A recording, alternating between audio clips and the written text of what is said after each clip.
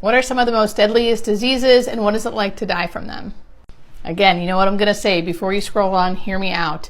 What I have found is that the more I educate about diseases and death and dying, the less people fear this topic. And the less we fear this topic, the better we're going to live, I think. So hear me out. This week we're going to talk about Alzheimer's dementia. With Alzheimer's dementia, it's actually very difficult to get onto hospice with this disease. And this is one of those diseases that people can come onto hospice and then come off.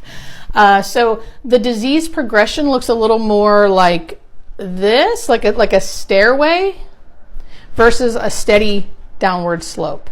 And it's very difficult for the family and for the patient because it's very stretched out. It can be a very long time, and this person continuously changes and changes and changes until you don't know this person anymore. So it's very difficult for the loved ones and for the person obviously experiencing this disease.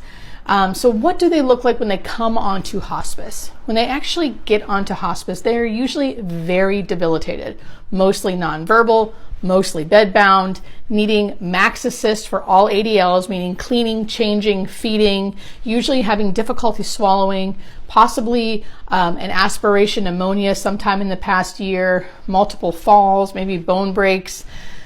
That stuff needs to all be happening until hospice will actually let this person come on to hospice. Which I'm not even saying I agree with that, but that's where we are per Medicare guidelines. So the hardest part of this disease to me is like the length of it, not the actual death part. It's the length of the disease. 10, 15 years of someone slowly deteriorating can do a lot on their loved ones and on that person. The main symptoms I see are confusion, terminal agitation, paranoia, aspiration pneumonia.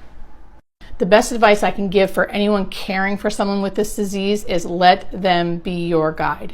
Do not force them to do anything.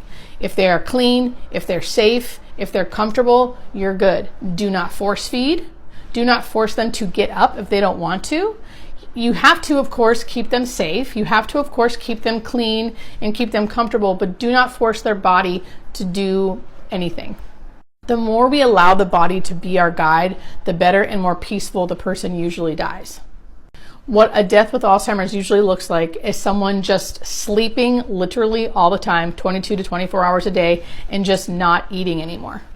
And although it feels crazy that we just let someone not eat, usually they have a very, very peaceful death.